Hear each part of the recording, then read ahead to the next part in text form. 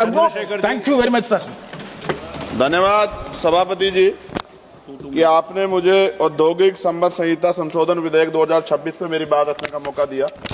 किसी को क्या बताएं कितने मजबूर हैं हम, बस इतना समझ लीजिए मजदूर हैं हम। सभापति जी, मजदूर का पसीना सूखने से पहले उसको उसकी मजदूरी मिल जाए, ये बहुत महत्वपूर्ण है।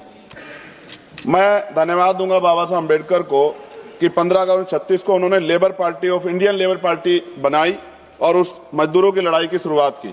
1942 में वो जब लेबर मिनिस्टर थे तो 12 घंटे से घटा के 8 घंटे काम किया, महिलाओं के लिए मातृत्व लाभ दिया और लेबर के जो सामाजिक सुरक्षा थी वो दिलाने का काम किया। अब मैं बिल पे आता हूं सभापति जी। कहा जा रहा है केवल एक तकनीकी संशोधन है, लेकिन जब बात श्रमिकों के अधिकारों, औद्योगिक संतुलन और करोड़ों परिवार के भविष्य की आएगी तब कोई संशोधन केवल तकनीकी नहीं होता है, हर शब्द का असर होता है, हर प्रावधान का परिणाम होता है। महोदय, वर्ष 2020 में सरकार ने 29 श्रम कानूनों को 4 श्रम संहिताओं में समाहित किया था। उस समय विपक्ष ने कहा था कि सुधार के नाम पर श्रमिकों की सुरक्षा कमजोर ना हो जाए। महोदय, ये विधेयक कहता है कि पुराने कानून ट्रेड यूनियन अधिनियम 1926, औद्योगिक विवाद अधिनियम 1947, औद्योगिक रोजगार अधिनियम 1946 का निरसन वैधानिक रूप से हुआ है। लेकिन मैं सरकार से पूछना चाहता हूं, क्या पुराने कानूनों में मौजूद श्रमिक सुरक्षा प्रावधानों का मूल्यांकन किया गया है? क्या राज्य और श्रमिकों संगठनों से व्यापक परामर्श हुआ है? क्या अस्थायी आदेश अधिनियम के तहत श्रमिकों को मिलने वाली सुरक्षा कमजोर की नहीं हुई है? क्या जिनके लिए कानून लाए, क्या उनसे आपने कोई चर्चा की है? क्यों ट्रेड यूनियन हड़ताल पे है? सभापति जी, औद्योगिक संबंध संहिता 2020 के तहत 300 तक कर्मचारी वाले प्रतिष्ठानों को छटनी और तालाबंदी के लिए पूर्व अनुमति की आवश्यकता से मुक्त कर दिया गया। पहले ये सीमा 100 थी। देश में 70% से अधिक औद्योगिक इकाइयां 300 से कम कर्मचारी वाली हैं। इसका मतलब बहुत बड़ी संख्या में श्रमिक अब बिना सरकारी अनुमति के छटनी का सामना कर सकते हैं। 300 कर्मचारियों की सीमा के तहत यदि छटनी आसान होती है तो सबसे पहले असुरक्षित वर्ग प्रभावित होंगे, जिनमें SC, ST, OBC के श्रमिक बड़ी संख्या में।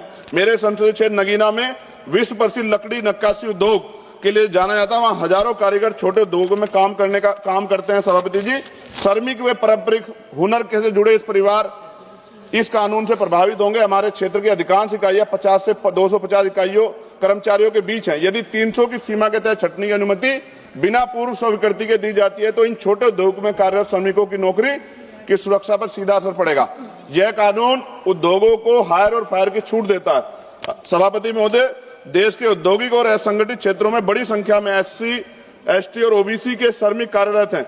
सरकार ये सुनिश्चित करे कि औद्योगिक विवाद समाधान तंत्र, गिरवांश, रीडर सेल, कमेटी और ट्रेड यूनियन संरचनाओं में इन वर्गों का पर्याप्त प्रतिनिधित्व रहेगा। रोजगार निवेश से आता है, निवेश मांग से आता है और मांग आय से आती है और आय स्थिर रोजगार से आती है। सभापति महोदय, हम सुधारों के विरोधी नहीं है, हम अस्पष्टता के विरोधी नहीं है, लेकिन हम ये चाहते हैं कि श्रमिकों के अधिकार सर्वोपरि हो, रोजगार सुरक्षा सुनिश्चित हो, यूनियन की स्वतंत्रता बनी रहे, राज्यों की भूमिका सम्मानित हो। नगीना के कारीगर केवल मजदूर नहीं है, वे हमारी सांस्कृतिक विरासत के संरक्षक हैं। उनके हाथों की कारीगरी भारत की पहचान है। यदि औद्योगिक कानूनों में बदलाव से उनके रोजगार में स्थिरता प्रभावित होगी तो यह केवल आर्थिक नहीं, सांस्कृतिक क्षति भी होगी।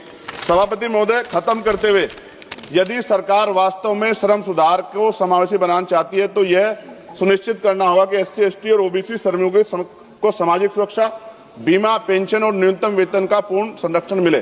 सभापति महोदय, अगर हम उनके साथ होने वाले अन्याय पे लड़ने का अधिकार ही छीन लेंगे तो फिर कैसे वो अपनी बात को कह पाएंगे? हम भी जब यहाँ हमें मौका नहीं मिलता है, कोई बात होती तो हम भी तो विरोध करते हैं ना। आप विरोध का अधिकार छीन के इतना समय लागू कर देंगे तो सर पूंजीपति तो मार देगा ना उनको। क्या सरकार पूंजीपतियों के बारे में सोचेगी या करोड़ों मजदूरों के जिनके कंधों से देश बना? इसलिए मैं आपसे आग्रह करता हूं, मैं इसको अपोज करने के लिए खड़ा हुआ हूं और मैं आपके माध्यम सरकार से आग्रह करता हूं इसमें उचित संशोधन करे जिससे कि श्रमिकों का नुकसान ना हो, उनके साथ अन्याय ना हो। धन्यवाद। जय भीम, जय भारत। अब्दुल राशिद जी। सर, चेयरमैन साहब आपका